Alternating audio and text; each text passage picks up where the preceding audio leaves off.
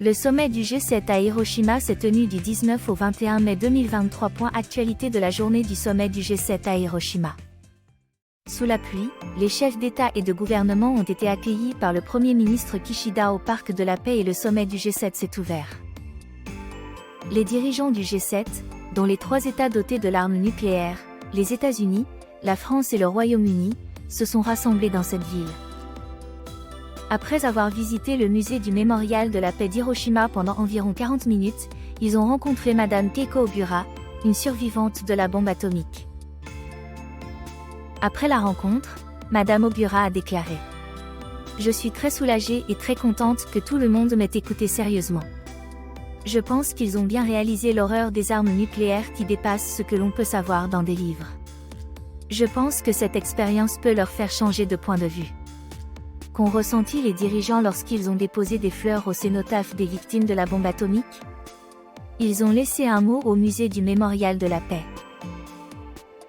Le président américain Biden a consigné ceci : que les histoires de ce musée nous rappellent à tous notre obligation de construire un avenir de paix.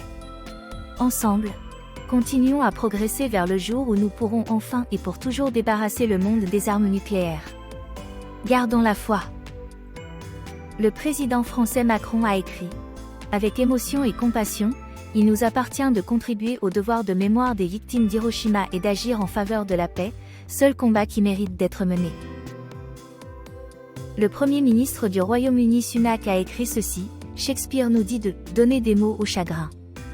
Pourtant, le langage échoue à la lumière de l'éclair de la bombe. » Aucun mot ne peut décrire l'horreur et la souffrance des habitants d'Hiroshima et de Nagasaki. Mais ce que nous pouvons dire, de tout notre cœur et de toute notre âme, c'est que nous ne le recommençons pas. Les sessions du premier jour se sont concentrées sur l'économie mondiale. En outre, l'une des questions clés du sommet, l'Ukraine, a été abordée. Il a été convenu d'étendre la portée des restrictions sur les exportations vers la Russie à tous les articles essentiels à l'agression, afin d'éviter que les sanctions ne soient contournées. Le désarmement et la non-prolifération nucléaire, qui figuraient pour la première fois à l'ordre du jour du sommet, ont également fait l'objet d'une attention particulière. Un document indépendant axé sur le désarmement nucléaire, la vision d'Hiroshima, a également été présenté. Le Premier ministre japonais Kishida a fait le commentaire suivant : « Je pense que ce document revêt une importance historique car il démontre avec force la détermination des dirigeants du G7 à réaliser un monde sans armes nucléaires, leur accord concret, ainsi que leurs priorités et orientations pour l'avenir. » Le document souligne l'importance des 77 années de non-utilisation des armes nucléaires et réitère la position selon laquelle l'utilisation d'armes nucléaires par la Russie, et même la menace de les utiliser, ne sera pas tolérée. Il demande également la publication de données objectives sur les capacités nucléaires par des pays comme la Chine. Par ailleurs, en ce qui concerne la politique de sécurité, le G7 a affirmé la dissuasion nucléaire, en déclarant que les armes nucléaires jouent un rôle à des fins de défense tant qu'elles existent. Au cours de la deuxième journée, les participants ont discuté du thème de la sécurité économique et ont convenu de lancer un nouveau cadre et de renforcer la coopération pour contrer la coercition économique visant à faire pression sur les partenaires commerciaux, en pensant notamment à la Chine, ainsi que pour renforcer leur implication dans les pays émergents et en développement, connus sous le nom de Global South. Dans l'après-midi, le président ukrainien Zelensky a atterri à l'aéroport d'Hiroshima vers 15h30, attirant les regards du monde entier sur la ville d'Hiroshima, dévastée par la bombe atomique. C'est dans ce contexte qu'est arrivé le dernier jour de la conférence. Tôt dans la matinée, le président sud-coréen Yoon a visité le cénotaphe des victimes coréens de la bombe atomique dans le Parc de la Paix avec le Premier ministre Kishida. Le Premier ministre Kishida a déclaré : « Je pense que c'était un événement très important dans les relations entre le Japon et la Corée du Sud, ainsi que dans nos prières pour la paix dans le monde. » Le président Yoon a déclaré : « Je pense que la visite conjointe d'aujourd'hui à Hiroshima restera dans les mémoires comme un acte courageux du Premier ministre pour préparer un avenir pacifique, ainsi que pour commémorer les victimes coréennes de la bombe atomique. » Une survivante coréenne de la bombe atomique vivant à Hiroshima a déclaré : « Je suis vraiment heureuse d'avoir vécu longtemps.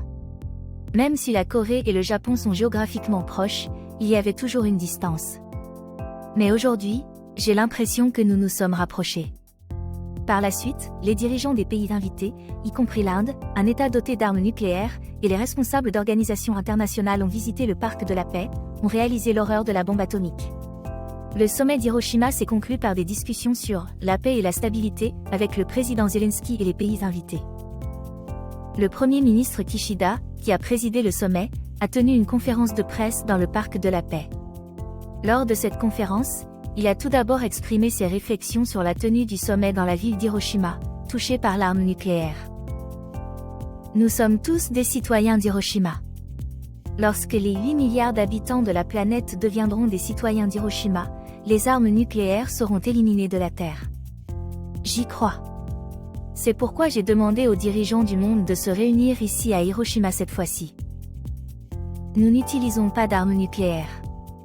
Nous ne menacerons pas avec des armes nucléaires. Nous devons maintenant nous poser cette question fondamentale qui concerne la survie de l'humanité. Il a également rappelé l'importance de la vision d'Hiroshima, qui a été présentée lors du sommet. Nous avons convenu de l'importance de ne pas utiliser d'armes nucléaires pendant 77 ans, et nous avons confirmé que la guerre nucléaire n'a pas de vainqueur et ne doit jamais être menée.